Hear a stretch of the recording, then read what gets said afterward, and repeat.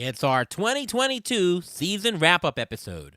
We'll talk about what worked this year, what didn't work, classes of accretive fantasy investments, fantasy MVPs, and much, much more. The Athletic's Ian Kahn returns to the Beat the Shift podcast next.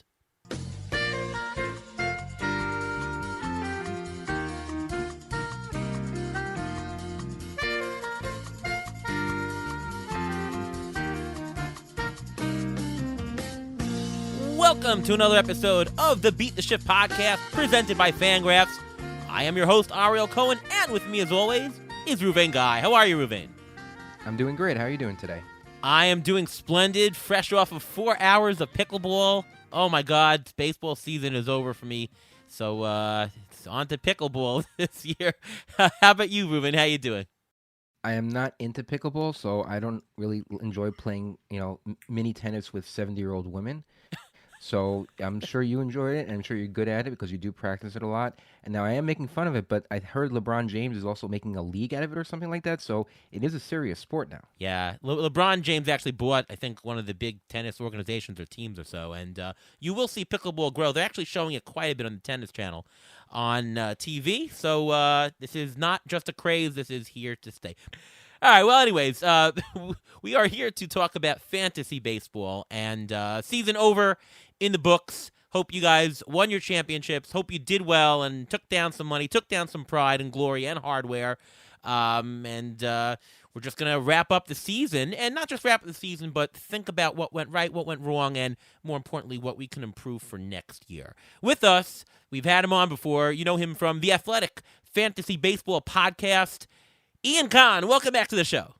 Thanks, man. Thanks, guys. Thanks, Ruvain. Thank you, Ariel. Real pleasure. This is my last show of the season. We did our season finale 2 days ago, which you can catch with Derek Van Riper and Nando Rufino, and did a show with James Anderson, my other buddy and partner. And I feel like a lucky third wheel with you guys. So thank you as always for having me on. Well, we are lucky to have you on the show. And, before we get into some of the fantasy talk, since it is the end of the season, do you have any favorite moment or momentous occasion involving baseball this year or fantasy baseball, just to look back at how this year was? A momentous moment. There were so many. And so many great moments individually on players that I enjoyed and believed in that came through, guys who I did believe in that didn't come through. Those happened for sure too. But I'm going to say it's the Aaron Judge chase at the end. I love that guy so much. I was lucky enough to be at the Yankee game with my son the other night. We're in right field. We ended up being pretty close to the field, like within 8 rows in right field, like right between first base and right field, but closer to right field. So only about 30 feet away from Judge. And I kind of found one spot where I cut my hands and I went up to the front and I said to everybody, I was like, as soon as they start pitching, I'm going to move. And I just kind of sent him a message just thanking him for what an amazing season he gave us, but more importantly, what an amazing man he is and what a great role model he is and how he plays the game in such a wonderful way with joy, and he's looking out for other people first. I mean, he's sort of the epitome of he's my favorite baseball player I've ever watched, and that includes players that I grew up watching like Dave Winfield, Reggie Jackson, Greg Nettles. I mean, I know that's a weird one, but Mickey Rivers, who was one of my absolute favorites. This is before you guys were born, maybe. But he's my favorite. More than Dirk Jeter, he's my favorite. More than Mariano Rivera, he's my favorite. So, he may be gone, and I was lucky enough to send him that little message. So I would say him going for 60, 61, and 62. That section, my whole family, my younger son who's not a huge baseball fan, my older son who is a huge baseball fan, my wife who is a huge baseball fan, and me who is a pretty big baseball fan and big Judge fan. For every at-bat, wherever we were in the house, it would, like, a message would go out, like, he's up, and we would all run down and watch. And that went on for 3 weeks. 3 weeks of really just lovely time, and I'm glad he finally did it. In my opinion, I don't know. He's the AL record holder. So that would be it for me, Aaron Judge. Unbelievable. Yeah. At 11.4 WAR this year. Just an incredible season. And hope for your sake that he stays with the Yankees. I mean, you never know what he'll do, but maybe he'll stay with the hometown. What about you, Ruvain? What was your memorable moment of the season? Speaking of players that we hope will stay with our hometown team, I mean, I really got a kick out of how Edwin Diaz's trumpet song, Timmy Trumpets, that whole thing, that was just an amazing thing. It really crossed sports. New York City was into it. It was on social media like awesome. everywhere. It was just really, really good. And I just love the way how Timmy Trumpets jinxed the whole Mets season by saying, "We'll meet you in the World Series." That right there was the death knell. That was the black cat in front of the dugout. That was the jinxing of the season right there. But it was, at that moment, probably the height of the Mets' popularity and of Diaz, of his play, because he didn't really pitch that much down the stretch. And you know what? His season was just so great. You knew when he came in, when you're at the stadium. I was at a couple of games, and you get to watch him live, and you hear him, and you hear the music come on, and everyone's clapping at the same time. It whatever you hear on TV, it's nothing like it in real person. In person, it is just amazing, and that was the high point. Yeah, I was at one of those games with Timmy Trumpet there. It was the one that Diaz did not come in, so I didn't see him do it live. He played God Bless America or something, but that was a great series that he was there for. It's a good song. Yeah, it's fantastic. Actually, the Islanders' opening night is tonight, and the what they use now to have the players go onto the ice is now the Timmy Trumpet song. So the Islanders have even taken that song. It's really invigorating. My favorite moment of the year, I got two of them, and it's just attending games with my family. I remember, like in August, I went with my dad and brothers. I just took the day off, and I rarely take days off from work, but let me take my dad and brothers out to a game, and we enjoyed a nice game together. I haven't been to a game with my father in years. It was really nice just to watch a game with him. Just amazing. There was one spot in the game where, and we were pretty much center, right down the middle, behind home plate, upper deck, and we stood up. Maybe it was seventh inning, and we were all standing, and the four of us got on the Diamond Vision on the big screen, just the four of us. And we're like, oh my god! And we're waving our hands pretty much with a straight on shot. So that was kind of cool. And the other moment I had is earlier in May, Memorial Day. I took my family to the game against the Nationals. It was the game that like Nick Plummer had an amazing week, and he had a home run, and he was just on fire. And the Mets scored like 10 runs in the first 3 innings. But somewhere in the middle of the game, and my son, who's a baseball fan, he's wearing a Pete Alonso jersey that we bought for him in Cooperstown. And Pete Alonso comes up and hits a ball down the line, one bounce, and he grabs it, and he gets a Pete Alonso foul ball. That made his night. It made his week. That was just an unbelievable thing to see my son smile with a baseball from Pete Alonso. And so I just won't forget that memory. So it's family, right? And Edwin Diaz. Yep. Yeah. That's what it is. Good stuff. All right, well, let's get into some of the fantasy talk here. Before we talk about some of the things that went right, didn't go right, and strategy, I do want to cover fantasy MVPs, which actually might play into some of the strategy as we talk about it. But let's go around the room and talk about who we think the fantasy MVP is, hitters versus pitchers, etc. So, Ian, why don't we start with you, and who do you think, I mean, it's pretty obvious this year, who is the hitter who was drafted in every league? Who was the fantasy MVP player? A player who was the fantasy MVP of the season was? The hitter. I mean, the answer is Aaron Judge. So he just is. He's by far the MVP. He's a backbone of winning teams. It was lucky if you got him, or smart if you got him. But if he fell to you in a draft, you did good. And if you paid for him in the auction, you did good. He is the fantasy MVP. 70. He was worth $70 in an OBP league this year. 70. Crazy. Worth $57 in a batting average league. It's just crazy. And the next highest is like, 43. Yeah, the next highest was a $40 Paul Goldschmidt. But crazy, the excess value. Yeah, he definitely is the MVP. Ruvain, anybody else worth mentioning as a hitter MVP for the year? Yeah, I think for a lot of fantasy teams, this guy was their MVP because he not that he came out of nowhere, but he on March 3rd of this year, he was going pick 231 which was in the 15th round, and in a 5x5, he ended up being ranked number 57. I'm talking about Nate Lowe. Nate Lowe, if you had him, he was one of the biggest sleepers for this year. 27 homers, 76 RBIs, 2 stolen bases, a 3.02 average, and the 6th most hits in baseball at 179. If you got him that late at pick 231 in the 15th round, he probably helped you win your championship for your league because you're not going to get someone as good as that late. Traded for him in the dynasty league Devils Rejects right before the season. Traded Justin Turner straight up for him in OBP dynasty. Actually, I think we gave a pick too.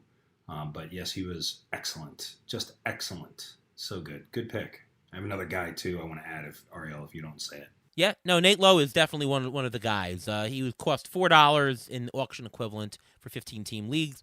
He's worth $24, which is a higher return on investment than Aaron Judge. I mean, Aaron Judge obviously was the MVP, and he's getting you $30 of profit with a $25 pick. But in the terms of just pure profit to cost, Nate Lowe is incredible at that value. But even better, Julio Rodriguez. That's my guy. There you go. I mean, he also got you the steals. $4 ADP worth almost $30. In that category also, Adolis Garcia, $6 ADP worth $29. Adolis. I do want to mention a few guys with high return on investments that you may not think about because they don't have the $40 return value, but in terms of bang per dollar pick, Brandon Nimmo. He cost just over $1 and returned 18. Very no stolen bases. Is that OBP or is that average? This is batting average I'm talking about in an NFBC style 15-team league. $18? $18. He didn't steal any bases, Ariel. He did steal 0. a few. Was it 0? 1. No more than 1. I'm not sure. Quickly looking it up, he did steal 3 bases, but even without that, I mean, he had 102 runs, 16 RBIs, 274 batting average. It was an $18 value, so he's not, oh my God, a $30 player, but he only cost you $1. He's a last round pick. Another guy. Wait. I gotta say something about that though. Mm-hmm. Smells a lot to me like Alex Verdugo's. Like Alex Verdugo smelled last year, doesn't he? Yeah, it's very similar type. It's a similar profile. Yes, that's right. Verdugo struggled this year. And if you paid 18 for him, which he paid off 18 last year, right? In 2021, he gave you, I want to say $18, just about that, right? And this year, what did he give you? Maybe 11, 9? And if you were counting on him for stuff, he didn't deliver it. Well, when you buy somebody at $10, $13, the return on investment is going to be lower. But when you buy somebody for $1 and you get that profile, man, I'm just saying, where's Nimmo going? What I'm noting is that profile. I don't know how much it grows from there. So if Nimmo gave you $18 this year, maybe it does. I hope it does. I own him in that same dynasty league. But if he gave you $18 this year as a $1 player, it's great. It's amazing. But what is his price going into next year? I don't think it's going to rise that much. And I'll give you another. It's going to rise more than 1. It'll rise more. Sure. I mean, what do you think about this next guy I'm going to talk about? Luis Araez. He was $1 cost, worth $17, and almost a batting average champ. $17. That's right. And nobody realizes it. But I mean, when you pick him, you people think batting average. You really can't predict that. Yeah, power. Araez had power. He did, and along with it, how about Jeff Mcneil? He was worth $18, only cost you $2. Wait a minute. I'm looking at Luis Araez for $5 here at RotoWire, earned auction value. Now, this is, I can adjust it from OBP to average. I can do that and see how that shifts things, but I'm looking at $5, and I owned him, Luis Araez, and sat him. Rob Mershak and I owned him in GDD. In fact, I think we traded Whitlock for him to Alex Cushing, and he sat quite a bit. So where's that $17 coming from? This comes from the Fangraphs auction calculator with NFBC settings. But what were the numbers, Ariel? What were the numbers for which player? For Luis Arias. Luis Araez. He hit. I'm sorry. 16. Oh no! 173 I apologize. hits. You were looking up. Looking up Luis. I was looking up. Yes. No, I'm sorry. I apologize. You're totally right. Luis Araez is definitely that player. No, Yeah. I apologize. No, my bad, Okay. my bad. I thought you were talking. It just didn't. I was like, wait, Luis Urias was $18, and what? How did no? Because he was like $4 or $5. Yeah, Okay, yeah. Oh, no, my apologies. My bad. He was $3. Luis Urias is $3. That's why it just didn't make sense. No. But again, we're talking about these undervalued players that really cost next to nothing, that earn mid-teens or high-teens value. And you can count if the ATC projections had Araez top 4 batting average player, and boom, that's really where he went. You were right on that. I interrupt again. Sorry, Ruvain. Do you mind if I'm just hitting Ariel with a couple of questions here, real quick? Go ahead, pepper him all you want. I'm peppering away like we're playing pepper. Stephen Kwan. At the beginning of the season, you called Stephen Kwan a poor man's Luis Araez. I'm looking at Stephen Kwan, and I'm thinking, and I watched him play the other night, and he hit a home run in Yankee Stadium, but he was better than you thought, isn't he? Stephen Kwan was absolutely better than we thought. He earned pretty much the same as he pretty much was Luis Araez, $20. He was obviously undrafted. Cost you a lot of fab early on, potentially. But you're right. He came through. I don't know if I was wrong about him, but I was certainly lower on him than I should have been. And who do you have next year? Ruvain, I'm going to ask you. Ruvain, who do you have? Do you have Nimmo or Kwan next year? I have Nimmo only because he has a longer track record of doing it. And plus, if he's coming back to the Mets are going to have a good lineup. If he's going to another team, he's going to go to a good team, probably. And if he bats leadoff like he is, he's an on-base machine. I mean, look at MLB Network ranked him very high the last couple of years, and he wasn't really even as good as he was this year. He had a career year in a contract season. So I think I still get him over Stephen Kwan. But if you can get Stephen Kwan at a discount, I'm going Stephen Kwan. Yeah. Ariel, what do you think? I think the answer depends on what his cost next year, but in terms of player, they're in the same realm. I mean, we're talking about $12 players. You have either one. They're both $12 in the auction. You can have the one you want. Who are you grabbing? The answer is I'm indifferent. If I think that they're roughly the same, Kwan steals more, so maybe maybe him for that reason. But he steals a lot more, but value-wise, it's close. Yeah, it's pretty close. It's interesting. It's an interesting little grouping. Yeah, just to mention a few more. Andres Jimenez obviously was a $3 ADP, worth $22, just crazy value. I just want to mention 2 catchers that I think were not MVPs, but lesser value that really contributed. Catchers Eric Hassell, he was returned $8. Pretty much a back-end second catcher. And Travis d'Arnaud, $3 cost in a 15-team league, and he returned $16 of value. I was high on both of them going into the season, and had, I think, one of them in almost every single league. So there you go. Let's move on to undrafted hitters. We mentioned Kwan as one potential one, but who are the undrafted hitter MVPs of the league? Go to Ruvain, please. I need a second. All right, Ruvain, go ahead. Okay, the player that stood out for me, and the reason why I know is because he was on the Mets last year, so I did follow him a little bit, and he got traded. Brandon Drury. From January 1st to April 1st, his ADP was 738, or basically the 50th round in a draft and hold scenario. He batted .263, 28 homers, 87 RBIs, 2 stolen bases, 87 runs, and eligible everywhere except for shortstop, pitcher, and catcher. So if you had a hole in your team and you picked him up very early, he could have filled in anywhere, and he would have done exceptionally well, and he was basically free. Ian? Michael Harris Jr. was the guy for me. That's the guy. He was amazing. And he was a prospect, right? Who came up and dominated pretty much as a 21-year-old. Changed that lineup, changed that team. Michael Harris. That's my guy. Yep. Those are the top 2 in terms of profitability here. Christian Walker was pretty much a late round pick in a 15-team league, undrafted in 12-team leagues, returned $21. He was the guy. A couple of the guys lower below. Taylor Ward earned a nice pretty penny. Thairo Estrada. How about catcher William Contreras? $14 value. And Nico Horner. I picked him up in a lot of leagues. Nico Horner. Power speed combo. Just helped you all around in every category. Excellent pickup. And he was hurt for some of the year also, and he still was one of the best undrafted players. Moving on to starting pitchers. Who was the starting pitcher MVP of the year, Ruvain? Well, again, I'm going by the fact of that they're going to help your team win your league. So the MVP, I mean, you can say Sandy Alcantara. He's been just amazing pitching so many innings and compiling. He's just a compiler, a great compiler, and one of the top pitchers in baseball. But I'm going to go with Zach Gallen. He was That's going good. between 155 and 160, which is about, in that range preseason, but he ended up in a 5x5, 34th overall, the 10th ranked starting pitcher. If you'd have drafted number 11 pitcher preseason, you would have been taking Julio Arias. So if you're getting Zach Gallen between pick 155 and 160 or in that range, and he ends up being a top 10 pitcher, he is your MVP for your team, and he helps you win your league. Ian? Ugh, so many good ones here. So many good ones. All right, I'm going to say Shane McClanahan. And I've got guys who are later who were also great.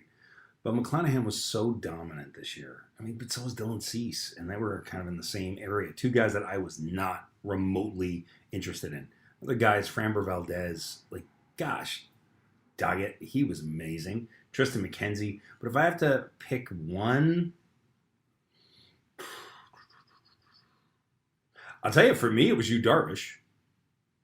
Yu Darvish was on every one of my, not everyone, but many of my better teams this year. And he was a sort of a surprise. But McClanahan was better, and he was taken around the same area. I'm going to go Shane McClanahan. That's what I'm going to go with. Eno Saris dominated the league with Shane McClanahan and Dylan Cease in AL Labor. Dominated with those two guys. I'm Darvish. I'll take an L on him. I didn't think he would do a great season, and I'll take another L on this guy, Justin Verlander. He was drafted, I thought, ridiculously high, coming back off of surgery, older. You think the innings would break down, but he returned $37 worth of value. Just absolutely. And how much was he going in the auctions at that point? $21, which was kind of high. And I'm like, wow. It was. The risk of that to me was too great to do. I'll take the L on it. I you know what? If you told me a similar pitcher, would you draft him again next year? I would still say no, because I think the risk factor is way too high. But obviously, he worked out. And he earned, $16 surplus value, being 37. The two guys actually I have as the MVPs are Nestor Cortez, cost you $2. Oh, okay, but he was a reserve guy in GDD. We got him in the reserves in the 4th round of the reserves. Well, then GDD didn't do a really great job there, as he earned $21. And Tony Gonsolin, high skills. I always believed in Gonsolin. I was high on him every year, but this year only went for $2 and he returned $24. So those are the top guys. I like Gallen. Can I say I really like the Gallen pick there? Yes. I really like that Gallen pick. I think that's Gallen is the third highest surplus gain of any pitcher this year. Yeah, it was really surprising. It was not expected. What about undrafted starting pitchers or undrafted starting pitchers or pitchers who turned into that? I got this one. Is it Spencer Strider, Ian? It is Spencer Strider. Not only is it Spencer Strider, but I traded for Spencer Strider today with Ron Chandler. Steve Gardner and I traded Francisco Alvarez and Shane Baz and Esteury Ruiz for Spencer Strider today. And I'm so dang happy because we get him for 10 years. And I love, love, love Spencer Strider. The best. The best. My favorite pitcher to watch. Ruvain, what about you? Well, I can't bear to watch him because he plays the Mets, and he played the Mets 19 times. That's why Chandler traded him, by the way, because he's a huge Mets fan. And just he like took Francisco Alvarez. Is that why? He took That's what. Hey, man, That's what he wanted. That's what he. Come on now. And we still have Rutschman, so we were able to make that move. Well, I'm gonna go with another Dodger pitcher, Tyler Anderson, preseason ADP 601. He threw 178 innings, only 138 strikeouts. But because he played for the Dodgers, 15 wins, a 2.57 ERA, a whip of 1 for 178 innings, that stabilizes your team. It stabilizes your ERA. It stabilizes your whip. This is a great pick. If you got him early, you got on the bandwagon early, you got him, you got an ace. You basically got your ace, and he was free. Can I argue that? He's not an ace. You can't throw 138 strikeouts in 174 innings or whatever it was and be considered an ace. I don't think. You're giving up too much on that. Okay, but the reason why Too much people on the would spend money for him, the reason why people spend money for him is because they probably had Kershaw or they had someone they paid a lot of money for, and he was going to be their replacement value. I get it. Get him. I get what you're saying. I just can't. You can't call him. Save their seasons. He's a 3. He saved people's seasons. Okay, but still, he's a 3. 2? Is he a 2? I mean, what is he going for next year in the auction? What is Tyler Anderson going for next year in the auction? I'm not sure I would buy him next year, but you have to. You have to buy him. No. I mean, buy him relative to where he's going to go. Right, but how much? I think he's going to go. I think he's going to go too high. Because he doesn't have the strikeouts. I think he's going to go too high. But what's the number? Not worth it. What is the number? How high? I mean, how high does he go? 15, 18? Does he go to 18? I can't see myself paying more than 12 or 13 for him. Right. Only because he doesn't give you the strikeouts. But I can see him going higher than that. Right. But if you got him this year at pick 601 or off the waiver wire, it's But he's not an ace. But he's not an ace. No, he's not an ace. Okay, so I misspoke. He's not an ace, but he saved your team if you had an injury to a starting pitcher. Well played. If you drafted DeGrom or Kershaw or something like that, he was the best fill-in possible. And I'll give you another name that I think is better than Anderson, at least for next year. Kyle Wright. He has the strikeouts. Same type of innings, 180 innings is quite a bit. 174 strikeouts, 1.16 whips. He basically cut his walks in half, and he grew his strikeouts tremendously. You will see a little bit of an ERA pushback next year. His strand rate was a little bit lucky, but everything else looks smooth. So he's probably going to be closer to a mid-3s ERA, but whip is going to be really, really manageable. And a good team. And a really good team. A lot of wins. 21 wins? 21 wins this year. He pitches a lot of innings, goes deep into games, and he's... just some really, really, really valuable, and somebody I think could be a value.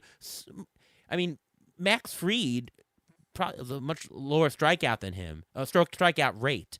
I'm not saying I trust him more than Max Fried, but Wright showing some very decent value. But can I say something though, please? This is going to be a theme of mine through the entire show. Mm-hmm. Kyle Wright was selected with the number 5 pick in the draft. I don't remember what the year was, 2017, 2018.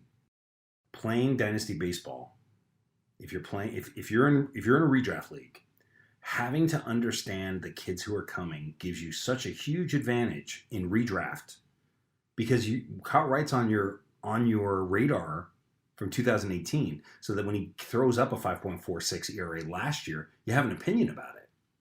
So that when he starts to show, because he showed, it was crazy.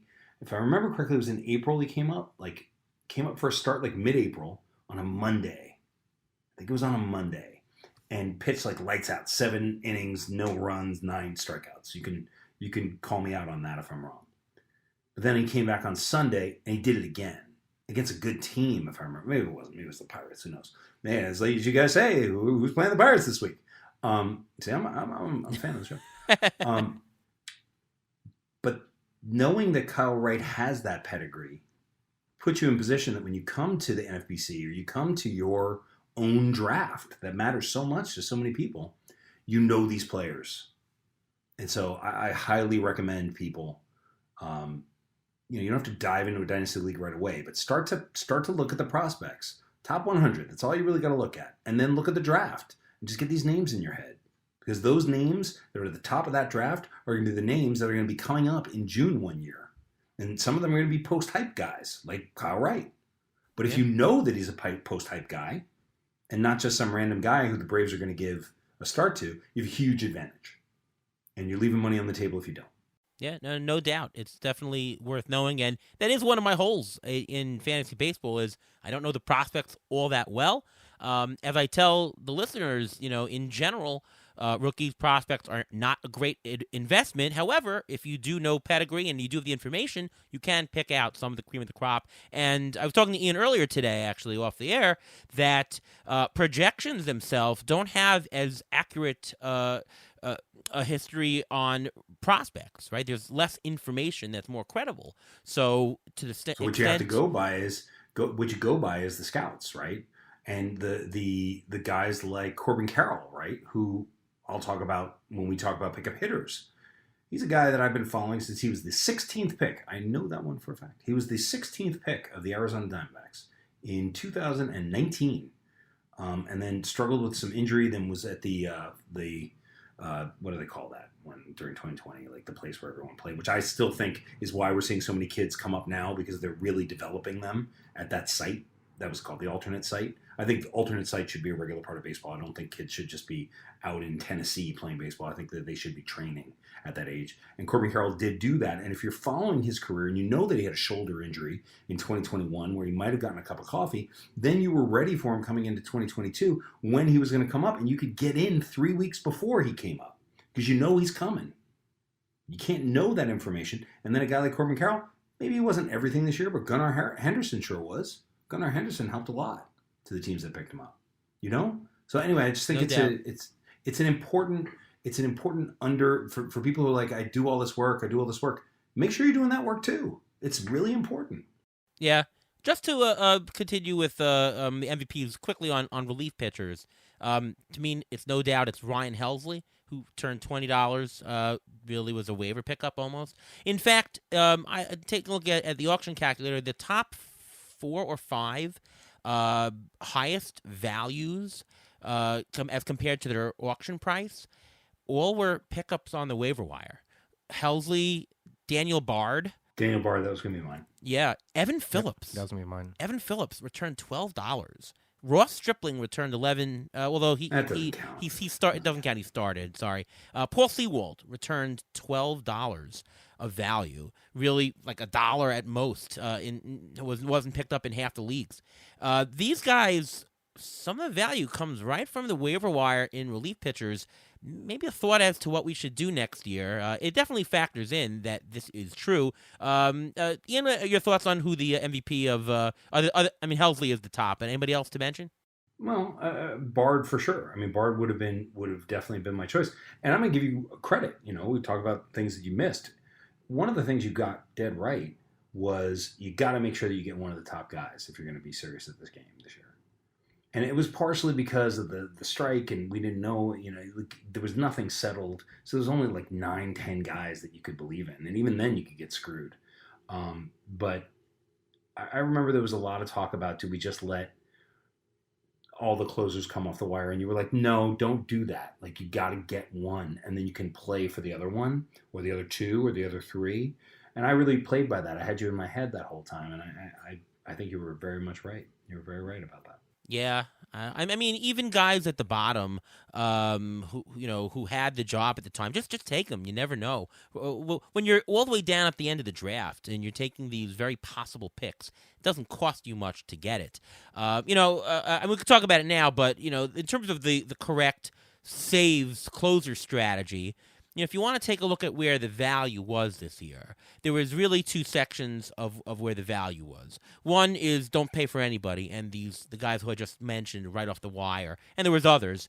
But the real best value were the closers Clase, Diaz, Presley, Romano. That whole section returned.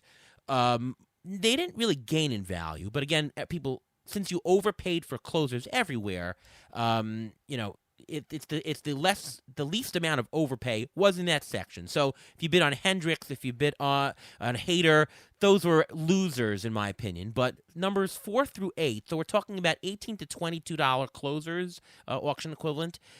Those were really the stuff that came out. The real strategy, I think, for closers this year was get one of those top at pay about $20, and whoever is the cheapest at that level. I mean, I had Diaz in a league. I had Presley in a league.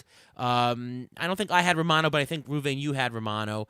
I had Romano in a couple leagues. Yeah, or go to some of the bottom. I mean, I had Bednar in some leagues. That was okay. I had Taylor Rogers in some. They gave me a little bit of a season. But really, that range, if you didn't get that, you were really a zero in closers. And the question is whether is that true going into 2023? I kind of think it is. I think that the top are going to be an overpay because they're going to force you to pay second, third, crazy round value for it. But if you wait a little bit longer and you get the number 6, 7, even though you think it's a little bit expensive, those actually hold more value, and you kind of need them as saves are dwindling. Do you disagree with that, Ruvain? Go to you first. I do disagree with that. I don't think it's gonna be the same as this past year because of the lockout. We're gonna have everyone's gonna know what job they have. The jobs are gonna be more secure. The question is, are more teams gonna go to committee? Because look at Seattle.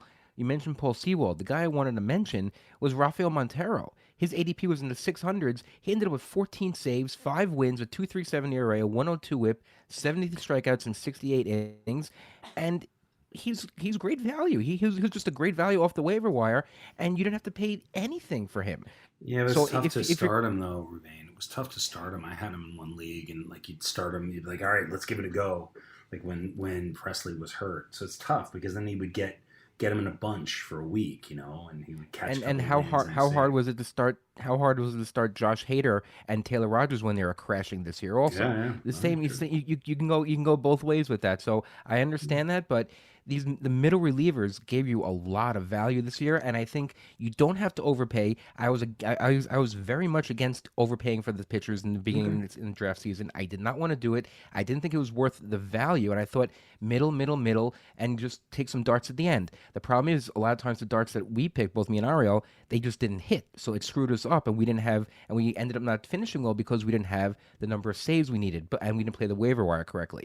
But if we can fix those two issues and hit those darts, then you can make up for not paying the big bucks for the top closer. Yeah. Again, I don't think we should be paying second, third round value, but getting a middle to late number one closer is really a need. I don't know. At the end of the third, you're not taking Edwin Diaz? No, I'm not.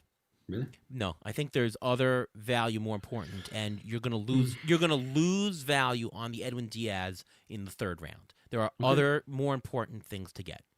But he'll get you more strikeouts than Tyler Anderson if you pick him. Nah. I mean, how can you not? Right. But I would take a fifth, sixth round closer who I think is probably a little bit overpriced if they're the number. In the main 8, event, 7, 8. Mershak and I took Taylor Rogers and Gregory Soto, which actually worked out for us quite nicely for the time that before Rogers, literally, we got him out right when he was starting to blow up, so it didn't hurt us.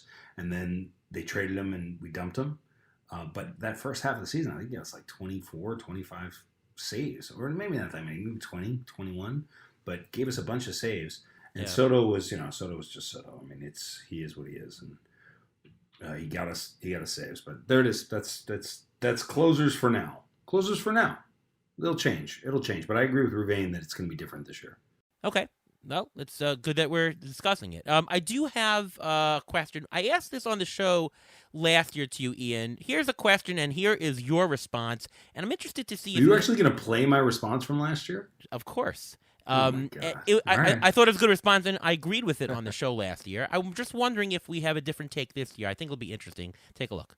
Oh, boy. Which is more true? A, and of course, again, these are both true, but which is more important? A, would you say that leagues are won on draft day, or would you say B, leagues are won with the in-season moves and pickups? Okay, so that's the question. We're asking which is more important, and of course, they're both important, draft day or in-season, and your answer, Ian, was? Here's what I would say. It depends on the format. If it's a 15-team league or higher, it's 100% draft day, because without drafting well, you're constantly fighting, okay?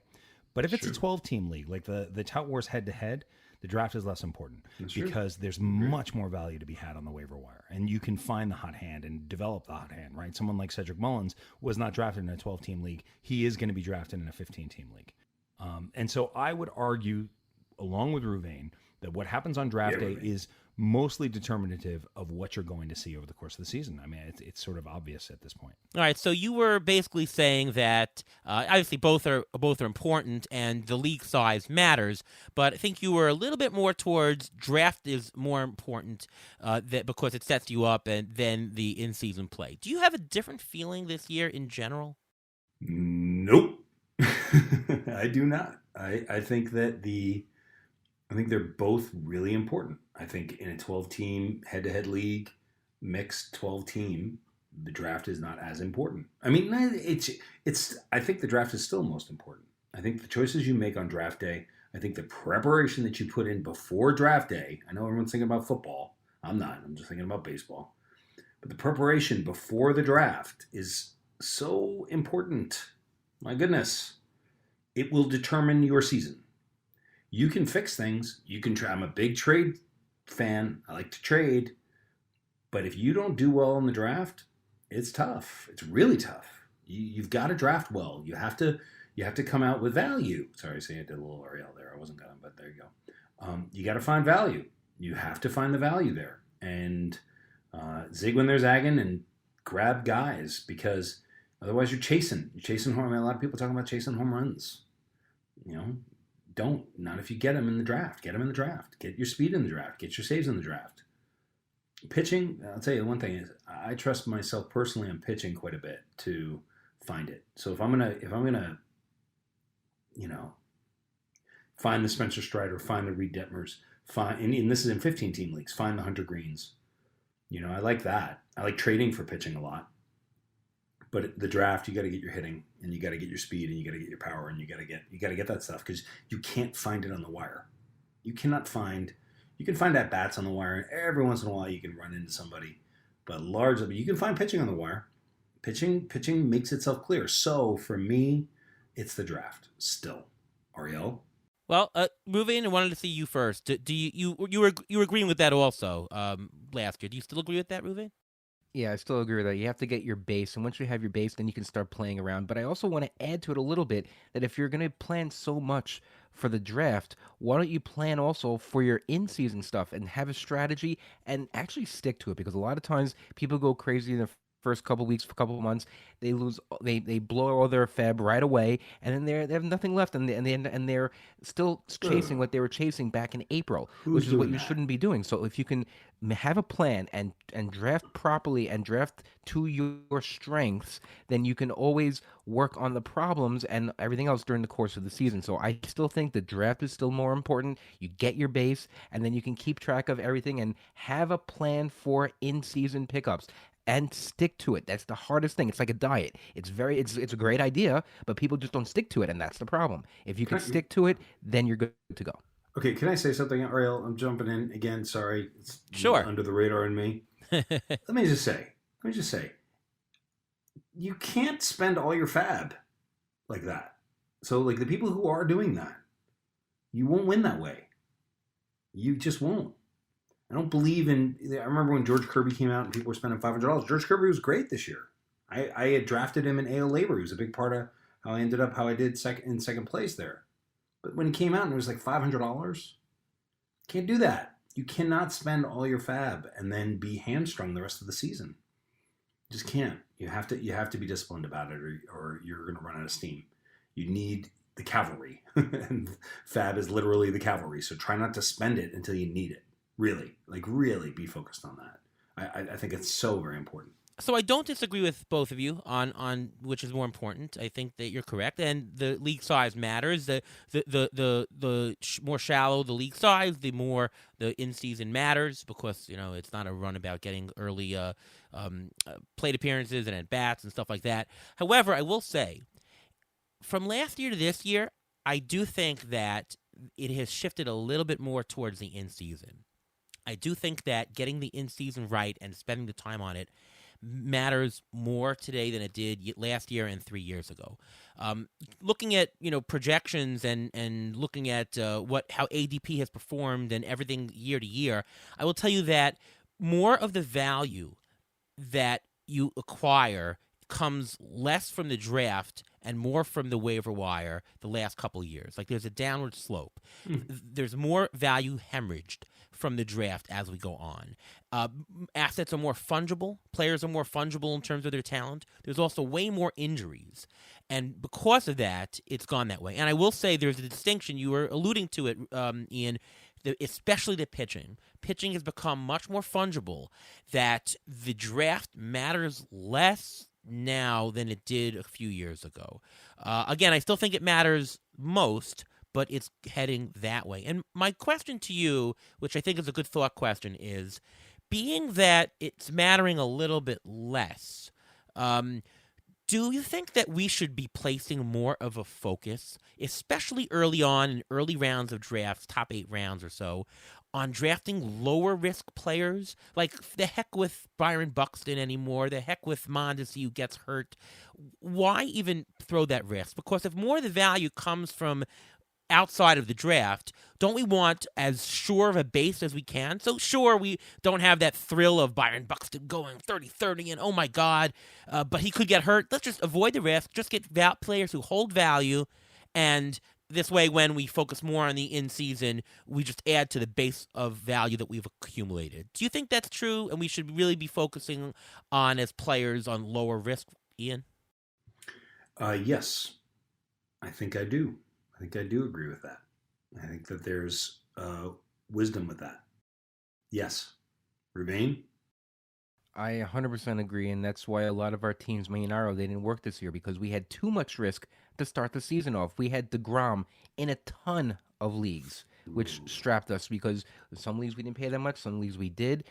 You know, having that and having a bench spot taken up by a guy who's not going to pitch until August, which it happened to be, it's not worth it. It's not worth the value of losing those months when you could have had a more profitable player during those course of months because you're not going to make up the money. You're not going to make up that profit. Looking back, I can't believe how DeGrom ended up on so many of our leagues. Maybe because we're Mets fans, but that's just it's so not like us to say. Just we're the get rid of risk people. All of a sudden, like, oh, let's take DeGrom. Now, granted, we did take him before he was injured when he was actually pitching in spring training, and he was throwing, and he looked like himself. Then is when we picked him. But I just that's one of the things that I just didn't listen to my own advice on DeGrom because he was going for $17. Wow, the guy could be $30. All we could do is we need a half a season and we win. I mean, that was just not a person that that's a lesson that we should be listening to our own advice on DeGrom like that. I can't believe we exactly. didn't. We should have spent that $17, $18, or $19 on a Verlander instead of a DeGrom. Well, Verlander also had risk. I do want to say this though. And I've argued this for the last couple of years. Why does Freddie Freeman always go in the back end of the first round, and sometimes even the second round? The guy returns the same type of value every single year. He helps in so many categories. Batting average is a hard one to find, and he's not a zero in stolen bases. Throws 10 a year. He's a value in stolen bases. This year he was a tremendous value, but at the very worst, he throws 8, 9 stolen bases. Why isn't he more because of the low risk? Why shouldn't he be valued much higher? Like, why is he not going number 7 or number 6? He's returning more value than any random person in the first round, right? Why are we picking a pitcher? Why are we picking any pitcher, Garrett Cole, over him? We should be pitching Freddie Freeman. Get that base. No? Yep. Yeah. Well, I had him in Tout Wars. It's how I was lucky enough to come out on top with Machado and Mookie Betts and Freddie Freeman. That was my base. Yeah. And that's all base. And my point here is that I think that the low risk, has to be factored in, and that's got to bump up the value that you're willing to pay for Freddie Freeman. And he should be pushed up in ranks because of the low risk, especially since we see how this is all playing out, that waiver wire is more important.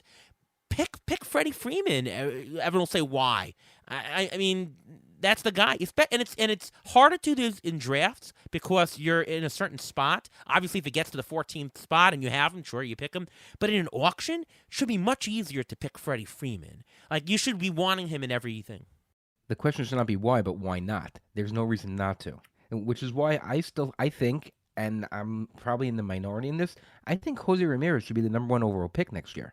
He is the most solid, consistent guy. He's durable. He plays almost every game. He gives you stolen bases. He gives you power. He hits for average. He does everything, and he plays third base, which is going to be a little bit shallow. So, why would he not be the number 1 pick over? I could see Trey Turner. Turner is equally less risky. I'd say one. Maybe Turner has more injury. Well, listen. This year, people drafted Turner. They thought he'd steal 40, 50 bases. He didn't do that. No, he didn't do that. He still gave you 30. What would he give you? 25? He gave you 27. 27? Yeah. He was the number 2 player. He was the number 2 player on. Yeah. I like looking at the ESPN player rater. My friend Tristan Cockcroft. I think your argument's right, Ruvain. Although I'd say Turner is included in the Turner's the number 1. I think Turner's okay. So he's a 1A. Yeah, there's no reason why he shouldn't be. So you're going to take Jose Ramirez ahead of Aaron Judge? Yes. I 100% will. I think Aaron Judge, this was a career year for him. You're going to be overpaying for him. It's like signing a guy to a contract after he has a career year and then has a down year after that. How many times have we seen that?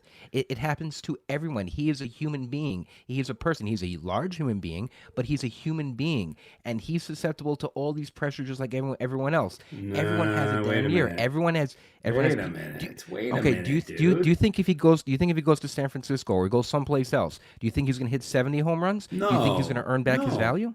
No, but I think, will he earn $43 that you're going to have to pay for him in the auction? With the number 2 pick? I mean, if we're talking about him, like, let's do a 15-team auction. Not okay? OBP. We're talking batting average, okay? Yeah, batting average. Okay, batting. NFBC style, okay? So we're at, for Jose Ramirez, no, Trey Turner, I think, is a $45 player going next year. 44 or 45, something like that. I think Judge is 43, 44. I think that's what he's going to cost you next year. I think that he's not going to give you $63 worth of value, and he's not going to cost you $63 worth of value. And if he does, just don't buy him. But if we equate that, and then I say Jose Ramirez 42, 43, right?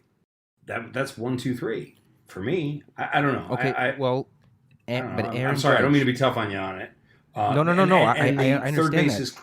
is good. But- I like that a lot. But Aaron Judge, look at these games he's played from 2018 until now: 112, 102 throughout 2020, 148, 157. He played a career high in games this year. yeah, he okay, did. But the last he's 2 years, been, but the years and he's been earlier, he's been injured in 3 out of the last 5 years. yeah, I So understand. I'm gonna agree with Ruvin on this. I think that Ramirez, for the risk concern, should probably be, not by much, should probably be valued a little bit ahead of Judge. Or I'll say it this way: Judge will be overvalued. Ramirez could be undervalued, if you can think about it that way. Okay, I can buy that. I can buy yeah. that. So, but if you're spending $43 on either player, you're taking Jose Ramirez. Both of you are going to take Jose Ramirez over Aaron Judge for $43. Yes, stolen bases. You get No, you get more stolen bases are not as far apart as you think, my friend. I mean, how many stolen bases did Ramirez have? Then I'll be happy to tell you what Judge's numbers are.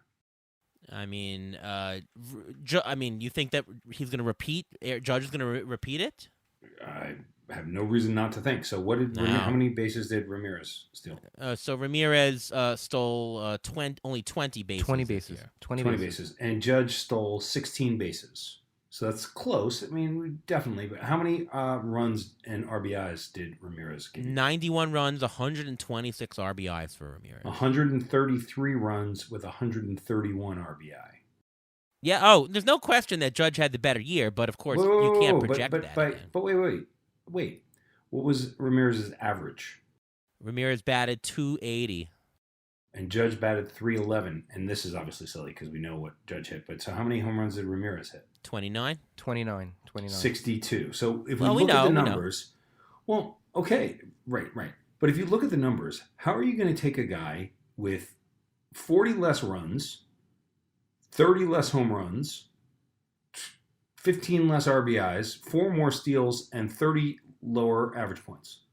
So you're telling me that there's going to be no regression in Judge next year? I think there. So is according definitely to gonna be some regression in Judge. just to give you a last point in this discussion about Judge, according to the Zips 2023 projections, Aaron Judge is a 4.8 WAR player, and Jose Ramirez is a 5.6 expected WAR player. Is that with defense? That's with defense without stolen bases. So it's not. I mean, Okay. it's not a fantasy. All right, It's not a okay. fantasy statistic. All right. You you guys know. are smart fellas. You guys are pretty smart dudes. So Yeah. I'm out here banging the drum for the guys going to be playing right field Sure. for your team next year. Well, But I'll enjoy him. I'll enjoy him till then. All right. So there you go. I do want to ask a couple of strategy questions here. What are any waiver wire lessons that you have learned from 2022, Ian? I am more sure that watching film is valuable than ever. I just think watch the player play and you'll know what you're getting. And then once you see what you're getting, decide how much he's worth and then go a few dollars over that. That's it. So, but I don't hate talking about Spencer Strider. Traded for him today with Ron Shannon. A lot of fun. Really happy. Going to love it every day for the next 7 years until he gets hurt, and then that'll suck. But I've talked about this on my show. I talked about it on RotoWire show. But I was looking for a Garrett Whitlock in the National League for my NL only team. And so I'm scouring the box scores, and I see Strider 3 innings, 6 strikeouts, no walks, no hits, no runs. And I went, what the heck is that? And I go to my MLB app on my iPad, and I watch 6 strikeouts by Spencer Strider, and I go, what? That's the best pitcher I've seen. And so I went and got him about a week or 2 before everyone else. By the way, do you have any potential candidates as the Spencer Strider, Garrett Whitlock type for next year? I throw I remember Chris Sale. Go to Ruvain first, and then go to Ruvain on that one, because I actually did. I just have to remember. I didn't write it. All right. Well, what are your lessons, Ruvain, from the waiver wire? Okay, now contrary to everything I said already about the waiver wire, I think I should spend more money earlier on, because if you don't, because I didn't fill my holes quick enough, and I always lost on the guys that I wanted by literally like $5 or $10 in a $1,000 fab league, and you know what? It was not worth it. I needed to spend that little, not go crazy. Not spend $500 on a player, but spend a little bit more and get that 1 or 2 players that could have filled in those holes in my team earlier on, so my team wasn't trying to play catch up the whole time. And I think that's probably the biggest thing for me. You know, Phil Dussault, I stole this from Dussault. I was listening to his, and I was in the main event with Dussault this year. Rob and I were our team was in the main event, so I was playing against him all season. It was awesome to watch him play and also to get to know him a little bit. And I listened to him, I think it was on DiPietro's podcast. I think that's where it was. If it's not, I apologize. And he was talking about his fab philosophy, yeah? And he said, I don't want to spend $300 on a player. I would rather spend $30 on 10 players to have 10 of those chances. So, like, don't go for the hot girl at the dance. Well, that's the return on investment thing. Is that if you spend 301, you're going to have the guy earn 300 of fab. Otherwise, you lose money on investment. If you spread your risk on 10 different guys, you only need a few of them to hit, and they don't have to hit for that much for you to make up your return. Right? I didn't know that there would be math. That's for anybody who's old enough to get that Chevy Chase joke imitating Gerald Ford. I was not told there would be math. I don't think it's exactly right. But yes, so suspend just that there's a trick to it. There's a trick to fab. It's like, figure out what you think it is. I'll say it now, and somebody's going to hear it, and then they'll use it against me, and that's okay. Figure out what they're going to spend. What is it going to cost? Like Spencer Strider, what was he going to cost? All right, he's going to cost $18 out of 1,000 in NL only that week, and I wanted him. So it was going to cost, I think it was going to cost 12 in my head. So if I want him, I got to go to 18. If I really want him, I'm going to go to 27, just in case somebody else really wants him too. And I think I may have been the only bid that week, or someone else put him in for $1 or something, because it's an only league. But that's how you do it. You gotta imagine. You have to imagine what everyone else is going to do, what they're feeling, and if you want him, go get him. You got to pay the extra bit. Before you tell me you're a Spencer Strider candidate for next year, my lesson in Fab is, I think that I did not focus enough on looking at the schedule in the next week or two and saying, you know what, let me pick this one up because this guy is going to have a favorable schedule, or this guy's playing a lot in Colorado. Didn't maximize my player slots at the bottom, and I didn't churn enough. Like, I had Jonathan Scope in a few leagues, and I needed to churn that spot more. I don't know why I was holding on to him that much. I needed to churn and get guys who are playing more, get guys who are hitting up in Colorado. Didn't focus enough on that. And I think that, I played with Ruvain in the NFBC auction, and we didn't do great. And we're looking at our offense. I'm like, what the hell? We have Freeman, we had Goldschmidt, we had Acuna, we had Tommy Edman. What the hell did we do wrong? We're only mid-pack. And it's because all those other guys, like our buddy Steve Cozzolino, who won the auction championship, was in that league. They maximize Congratulations, Steve. Yeah, they maximize more spots. So that's something that I do think that need to pay attention a little bit more. All right, what's your Spencer Strider candidate for 2023? Jeez. No one. No one's going to be that good. No one. I don't even want to put that out there. because Strider looked as good as Jose Fernandez looked when Jose Fernandez came out, right? And what have we spent 10 years trying to find the next Jose Fernandez? There's no finding him. He's gone. I don't know that somebody's going to come along and do what Strider did, but I'm totally biased. Guys that might be good, Grayson Rodriguez might be real good. Andrew Painter was ridiculous this year, really, really good. I like Yuri Perez an awful lot too. I'm going. James Anderson is my prospect guy, and those are the guys that he has high. He also has Ricky Tiedemann. I may be saying that wrong, and I should not. It could be Tiedemann. Kyle Harrison in San Francisco is an interesting pitcher. Taj Bradley, though I don't like Rays pitchers, which is silly because I love Tyler Glasnow. But those are the guys that could come up, and it's hard. It's really hard. It's really hard to come up from the minors. I guess the sleeper is Hunter Green for me. I just love Hunter Green. I think he's dandy, just dandy. Yeah. Saris was saying that he's a buy high candidate for next year, that he costs a little bit too much. Why are people overspending? But might be worth it. His Stuff Huge, Plus man. model really likes Green. He's a dominant pitcher. Yeah. But he'll be expensive. He's going to be expensive. And you got to decide if you're going to put $14, $15. What Jesus Luzardo did this year was so fantastic. It was awesome. And a little tip of the hat to Ariel Cohen. There was a couple of points at the end of Tout Wars where I was really like, God, I got to figure out a way to pull this off. And I called Ariel for advice often on Sundays. Not often, but enough. And he's like, I think you definitely should start Jesus Luzardo. I mean, he's been doing really well. And so I did that day. It was a touch and go, and then he was brilliant. So it was against the Mets, right? And then Taijuan Walker was pitching the other way. And I was like, do I want both of them? And then we get in this really interesting conversation. If you ever get the chance to talk to Ariel Cohen, it's fun. Smart guy. Thank you too, very much. Ruvain. You too, Ruvain. Thanks. There you go. A couple more strategy questions to touch about looking back at this year and preparing for next year. Everybody was always so preoccupied, speed. I don't know. I didn't really see it this year. The top guys in speed who came from the first few rounds, Cedric Mullins, Turner, Kyle Tucker, Semien, Real Muto, Jose Ramirez, Ronald Acuna. But it was pretty spread out. In the middle, there was a Rosarina, Edman, Witt, Cabrian Hayes, Yelich, Swanson, Ahmed Rosario, and most of the big top... Why didn't you mention Mateo? You just choose not to mention Mateo? Huh?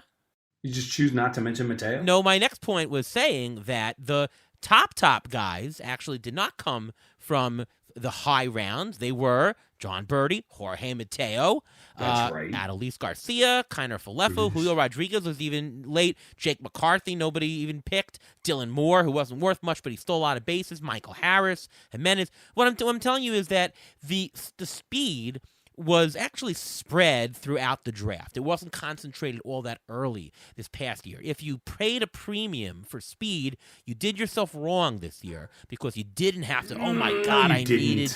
Oh my God! No, you didn't. No, you didn't. You didn't do yourself wrong. No. What I'm saying is, you should have gotten premium. You should have gotten stolen bases all throughout your draft. You didn't have to say. But there's trading, Ariel. There's trading.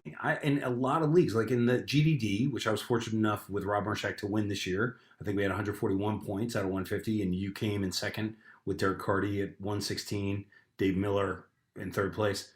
In that league, we built up a huge lead in stolen bases. So then you guys talked about this on your show, which was insane. You talked about the trade that Rob and I made where we traded Julio Rodriguez. So getting speed, you can never have too much speed.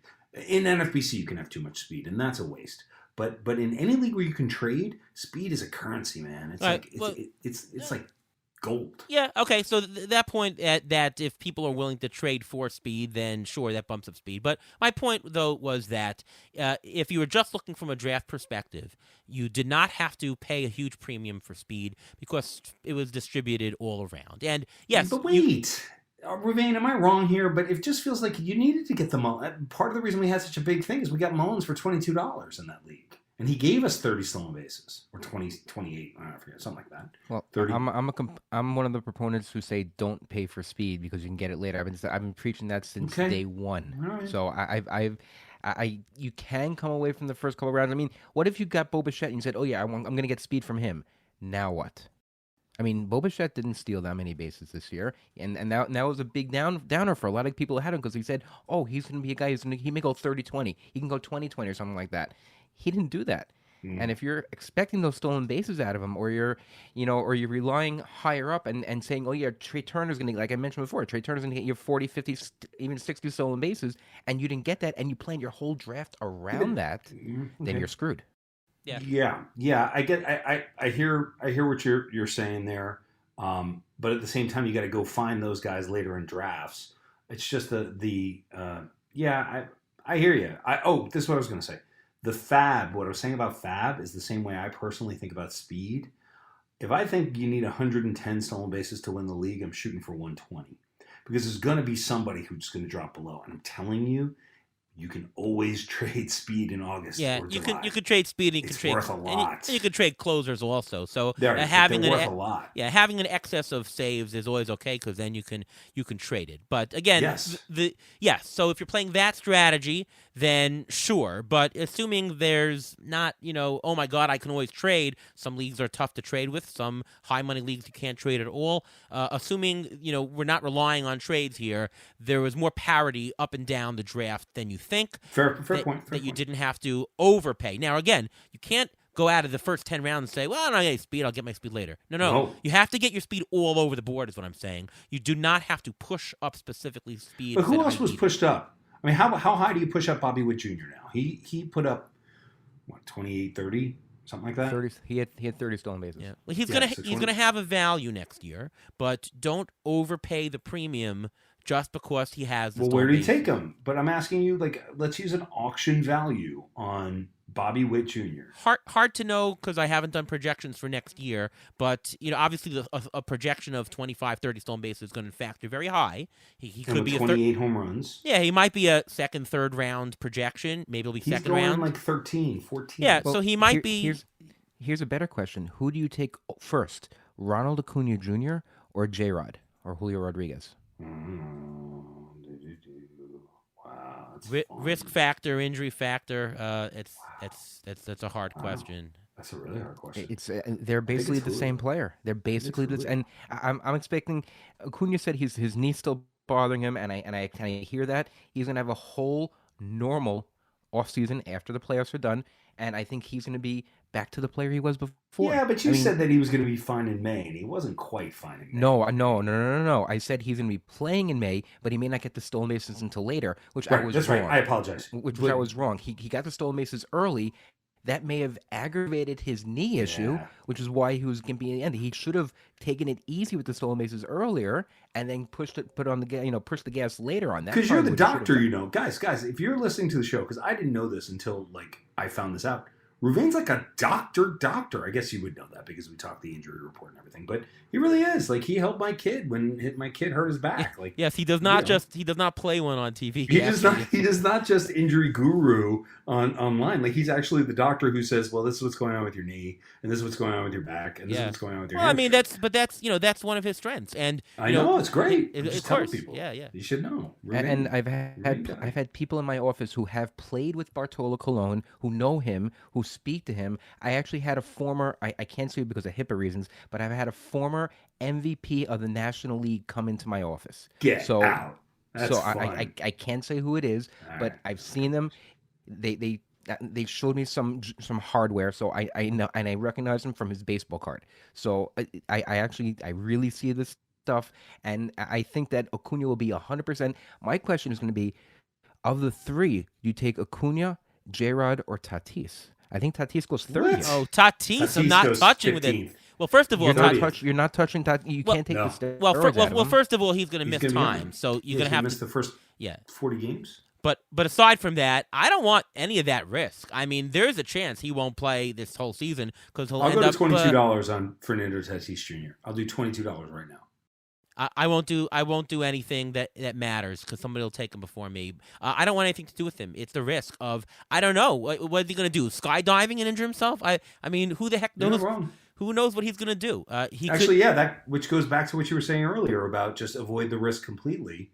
But Rouvain's right. I mean, he's not a first round, second round, third round, fourth round, fifth round maybe 5th round. We know the talent is, but you have to discount it for the risk. It just you do. You really a do. lot. And with I was him, so wrong on Buxton. And you talked me out of it. You talked me out of Buxton at 16. I really was considering him at 16. If because I didn't want Walker Buehler. Remember, I was like, I'm not taking a pitcher. Rob and I we are not taking a pitcher here.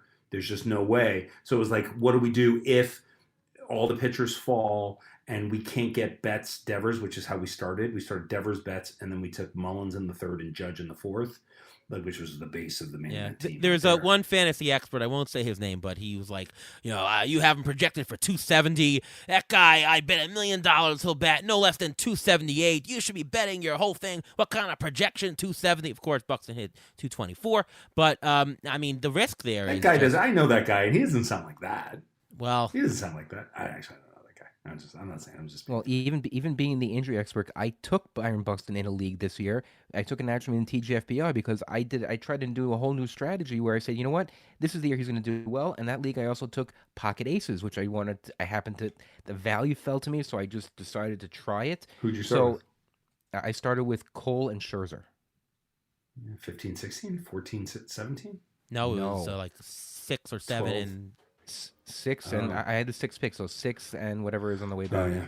I just can't with that guy. All right, a couple of more strategy questions, and then we'll let you go here. But we touched on the closers already, but I do want to talk about catchers. We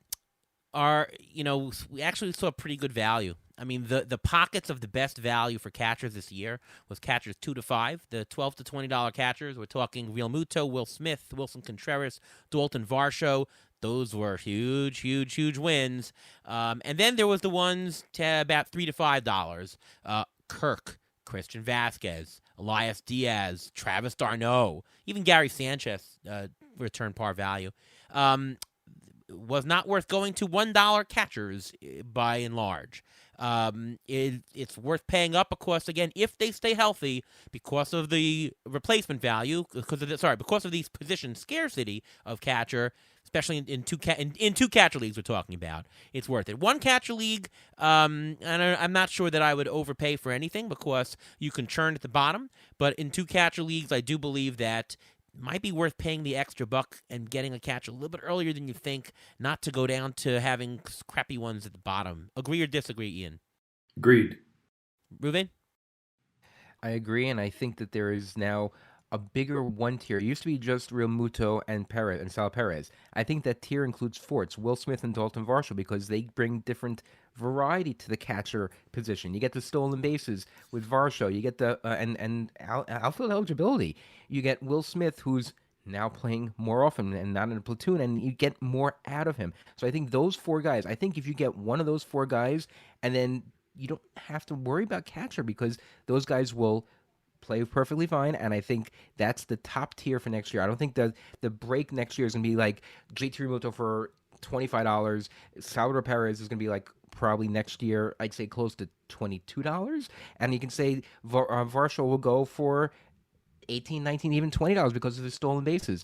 And Will Smith will go for $18, $19. So I think that's the top tier. Once you drop beyond that, then you can get bargains. You can go later. I think that's the way it's going to fall out next year. If you're paying over an $18 equivalent or round equivalent, then you're going to get into bad territory with return on investment. But something around 12 to 20 that seems a little bit overpriced probably isn't because of that. Next question is aces. Are you buying aces? I know so many people were, gotta get an ace, gotta get someone in the first 2 rounds, push-up pitching, and obviously there's the pocket aces strategy, which I think is a big no-no. The question is, are aces worth buying? If not, when do you think you need to buy your pitching? Start with you, Ian. I like what we did in the main event was we waited till the 5th, 6th turn, and we got Logan Webb and Yu Darvish. And then we waited longer and got Joe Ryan and Jordan Montgomery. Got our closers, got some more guys, and then waived the wire. Waived the wire. Come on now. It's decent. We waived the wire and got our guys that we've been talking about all night. So at least this year, this year we picked 15. I don't think we're going to pick 15 again. Maybe 8 would be nice. or even one might be nice. But at 15, 16, didn't want a pitcher. If the right pitcher fell to the 3-4, we would have considered if Mullins Judge wasn't there. But at that point, 5-6 had to grab, and was overall happy with what we got from that spot. Overall, definitely Darvish. Logan Webb was a bit of a disappointment. Bit of a disappointment. Not quite as good as we would have hoped. But, yeah. I agree. I think that range of pricing was really ideal. Auction equivalent, $18 to $25, I think was the spot. We're talking pitchers 11 to 20. That's really the spot where Alcantara went, Joe Musgrove went, Rodon, even Verlander was in that range, and that was a huge gain. Max Fried, Julio Urias, that whole range produced a well above average of value. And I remember in GDD that we played against, and we had a good year too. We finished in second. Congrats, you finished in first. But we had Aaron Nola, who fell to us at 23. That's, again, in that range. Zach Wheeler, 21. Carlos Rodon, 17. We triple hit that range, and those were a good, successful trio. And I know sometimes pitchers are more expensive. It's whoever falls in that range, right? Don't get married to the player, I think. I would say look for the range. And obviously, if you have a player that you think is worth higher than projections, say, obviously adjust that. But, get used to playing the right space. Get used to playing the right quantity where you think the greatest return on investment is. And I think it's going to continue for next year. I think paying high for aces first, second round are not as good as investment. I think that you're going to get a higher bang for your buck by getting not risky hitters in the first couple of rounds. Get your base, and then throw those pitching guys right in those 5th, 6th, 7th rounds. And that's really the way to build up your base. Unless it falls crazy. Anything can change. Anything can change the market. And especially in an auction strategy. Like if you've got a pitcher, if you got Corbin Burns for $36 and he's showing up there for $31, you buy that. Oh, no doubt. No doubt. You have to be able to adjust on the fly for what goes on. Because I was not looking to get Machado, Freeman bets. That's not how I play. I don't play, quote, stars and scrubs. Even though I only have one $1 player on that team, which I think is valuable. I think $1 players are dangerous to have in your team. But 33, 37, 35, spending that amount of money, all of them were $5 to $6 more in only league. So pitching, that's the only time I'm going to grab pitching is if it's just like, wow, okay, Corbin Burns, you're at 16. I think I might have to consider that because I like Corbin Burns. And that's where the player does matter too. Like, it's not just the numbers. You got to like the player, I believe. And of the top 20 ADP pitchers from this year, 2 of them really did not pan out. Only 2 of the top 20, Giolito and Jose Barrios. I don't know why he was going that high, but that's what he was. And 5 of the top 20 ADP had injury issues, which is why they didn't pan out. So if you think about that, 13 out of the top 20 ADP pitchers didn't hurt you. Okay, they may not have gotten you a great return on investment, but they didn't hurt you. They weren't blowing up on you. It wasn't an issue. So if you think about that, 13 out of 20 people, that's a 65% chance of hitting on a top pitcher in that range. The 11 to 20, like you said, Iro, that's the sweet spot. That's the spot where you can get a guy for a quote unquote little discount. I'm sorry. It was this year. It was this year. This year it was. It's going to be different next year, probably. Last year, I believe it was even later. The middle guys were worth more because a lot of the guys came out of nowhere, and that's how it turned out. So every year is going to be different, but injury wise, you didn't have as many injuries to the top pitchers. So it was, or the pitchers were injured to begin with, and they came in, whatever it may be. Like Lance Lynn was actually, who was the 20th ADP last year, but he was on the injured list. DeGrom started on the injured list, and there are a couple who were injured, but and you didn't get your value because Walker Buehler got injured, so you don't get the value there. So those 3 guys right there, those 3 of the 5 guys who are the top 20 who were injured, you didn't get the value there. But otherwise, you're not killing yourself. But you shouldn't have to wait. You shouldn't have to wait past the top 20. You can get one of those top guys, get a 1A, and then you'll be perfectly fine. Bulk up on the hitting early, get the 1A pitcher in around 3 or 4 or even 5, do it that way, and you're good to go. And the market's going to change every year. I mean, a couple of years ago, I wrote an article. It was one of my articles that helped me win Writer of the Year. I'm sorry? Just gave you a little... You won the Thank you Player for of the year. thank you for the Yeah. music. Yes, thank you. Yeah, there you go. Little trumpets. Well, I was saying that I wrote an article called "The Case for an Ace," saying that what was the most successful pitching strategy, which this is what I did, and I won a lot of leagues this way. Get that ace. Spend $30. It was unheard of before then, but get that ace. Get the Madison Bumgarner. Get that Kershaw back then. And that was really the way to go. It's going to change every year. But Glenn Colton and Rick Wolf have been saying get the ace for years, and I like not this I year like though. that. If you did that this year, it was not the right investment. No, I didn't.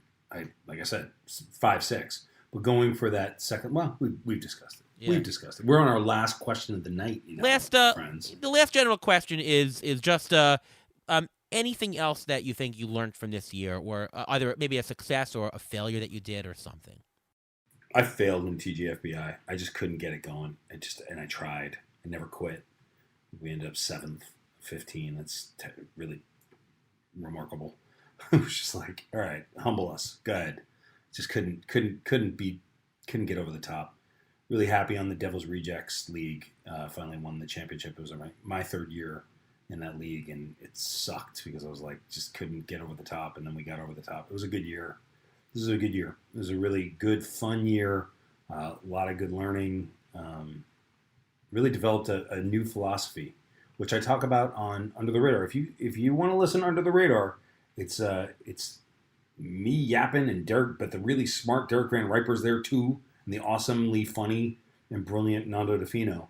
And we really talk about a lot of the stuff we talked about today. So we're on the Wednesday on the Athletic Fantasy Baseball feed, and you can go back and listen to shows. Ariel, you want to give the show a plug? Because you did more guest spots this year on that show than anybody did. Yeah, thanks for having me on the show there. Definitely a terrific show worth listening to.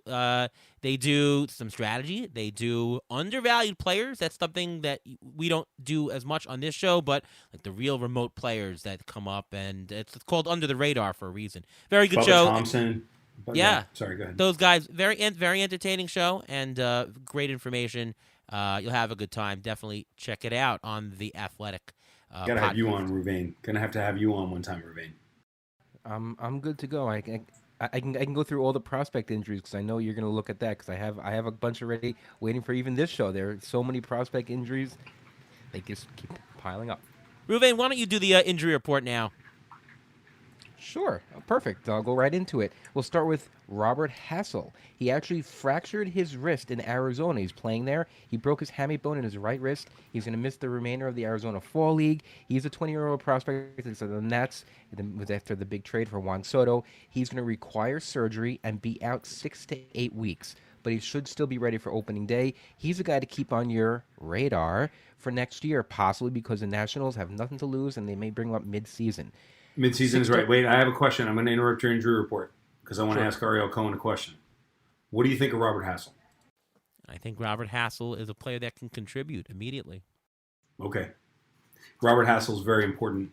Top 17 prospect. Some people have him a little lower, 20. Had a real jump. He was around 5 or 6. Great speed. Great hit tool the other way. Power the other way. I think he's really undervalued. And the reason I want to interrupt is I wanted to ask you, Ruvain, do you think Robert Hassell, when they say, I saw the same report that he was going to be okay. Steve Gardner, we own him in the League XFL.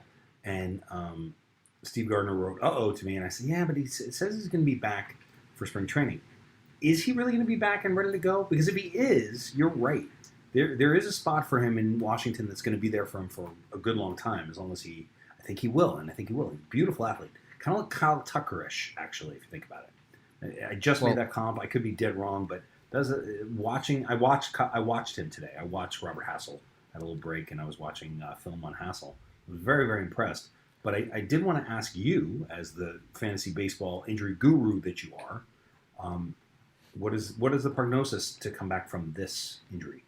Well, I think he could be ready for spring training, but look what the Nationals did with Mackenzie Gore. They took him very slowly. They're not winning this year. They want him to be ready by the end of the year to see what they have toward the end of the year. So I think he will be ready, but they're going to take it really slow. Listen, if they had a good team and they were going to compete, they're in the National League East. They need a lot of pieces to be able to compete with the Braves and the Mets, even the Phillies who are in the playoffs, even the Marlins who have a great pitching staff.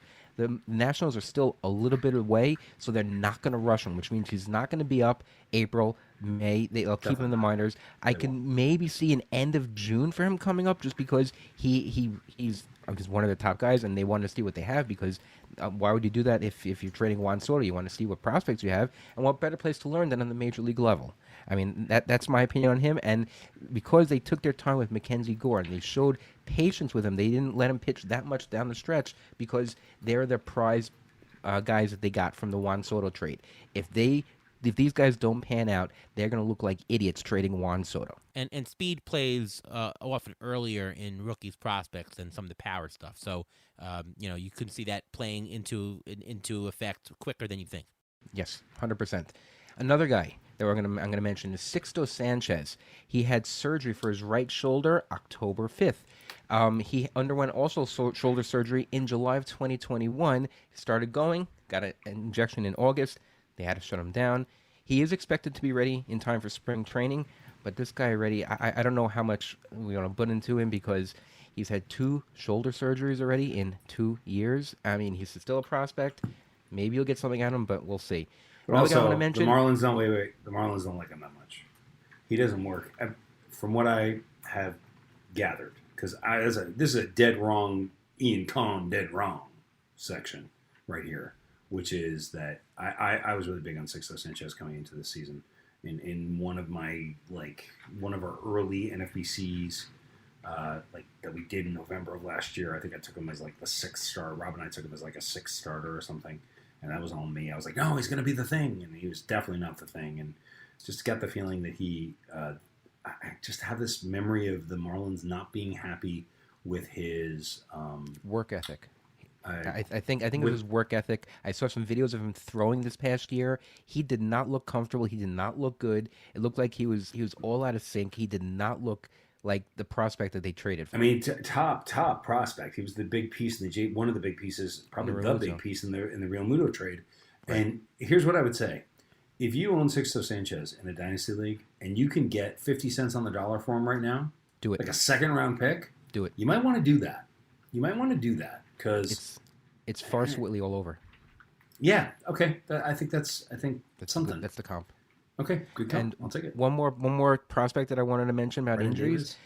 Drew Jones. Yeah. Drew Jones had surgery on his left shoulder earlier this year. He was the number 2 overall pick this past year.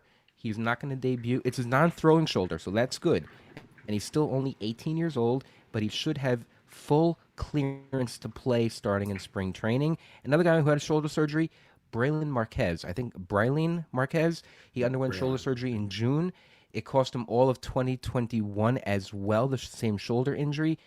There's no timeline for his return yet, but those are some prospects just to keep in the back of your mind. If you hear any news about them, good or bad, these are some names you should know. All right. Well, that brings us to the end of the show. Wanted to thank special guest Ian Kahn for coming on to the show this year. Guys, thank you. I really, really thank you. This is my last show this season. We're going to start back up on Under the Radar sometime in November. But go back and listen to old shows. They're pretty good. People like it. But it's a real pleasure. Thank you for having me on and talking the game with you guys. It's really fun, and I appreciate you both. Absolutely. Cool. Ruvain, why don't you just tell us what's going on with you? Well, my weekly Rotoballer article is done for the year. It'll start again beginning of next year, hopefully. But you can continue to follow me on Twitter at MLB Injury Guru, where we'll continue to send out updates on injured players, surgeries that for injuries that players didn't tell us about this last season. You'll hear all about them and more. Well, I'm Ariel Cohen, write for Fangraphs, write for Rotoballer, and you can follow me on Twitter at ATCNY, and of course, you can listen to me right here on the Beat the Shift podcast. Can I add one thing? Ariel, I'm sorry to interrupt your flow, but I wanted to say, if you want to follow me on Twitter, don't follow me at Ian Kahn. That's without the 4 at the end of it, because that's not my fantasy baseball account. Ian Kahn 4 is my fantasy baseball account. If you'd like to follow me on Twitter, cool. Definitely follow Ian Kahn. Good follow. The baseball one, not the actor one, as Ian just told you. Although you do great acting, so maybe follow that one also. Nah, just do the Ian Kahn for it. That's what you're looking for. All right, just do what he says. Our next show will be live at First Pitch, Arizona. Hey. I'll be there live. We're going to do a show. Going to have a nice audience. If you have never been to First Pitch, Arizona, it's a really great baseball conference, fantasy baseball conference. We see games at the AFL. There's going to be the Home Run Derby. There's going to be the All-Star game, the Fall Stars game there. Amazing conference panels by everyone. I'm also doing a panel, at least another panel, on doing Excel tips and tricks on how to do some mathematics of fantasy baseball with Excel. So going to show you how to do some of the valuations and stuff. Definitely worthwhile. Wait. And also, you may very well, as of now, I have tickets to fly to Arizona. And I'm trying to go. I'm just trying to figure out a way to make it work with work. But if I don't go, Ariel Cohen will be sitting in for Steve Gardner and Ian Kahn, the Steve Gardner-Ian Kahn team in the XFL, and doing the auction. And I'm very grateful to him for that and couldn't be in better hands as far as I'm concerned. And Ariel and I are going to be doing lots of prep between now and November 1st, right? Yeah. Well, I'm honored that you asked me. I do hope that you get the opportunity to go and draft yourself, but I'll be there either way, ready to be in action if needed. And yeah, come check us out. Come check the pod out. Come check the sessions out. Come check out everything. And just hanging out with people from the industry, fans all over, people who play the game, NFBC people, home league people. Just a great experience. So come on in there. Check that out. Presented by Baseball HQ. Sign up there for more information. Brent Hershey. Ray Murphy, Brent Hershey, bunch of good guys. I spoke to them today, so really good guys. Look at you. Yeah. All right. Well, again, that's the end of the show. Again, thank you to Ian Kahn for joining us. And we'll be back with the live episode. Hey, the season may be over, but as you know, we do a lot of prep in the offseason. So stay tuned right here on the Beat the Shift podcast. Check us out for more episodes. We'll be doing sporadic throughout the offseason following the live one at the end of this month. All right, once again, for Ruvain and I and the rest of the Beat the Shift podcast, we'll see you next time.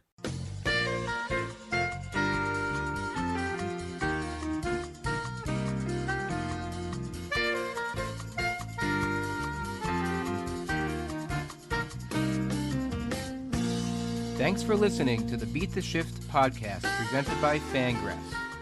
Follow us on Twitter at beat_shift_pod.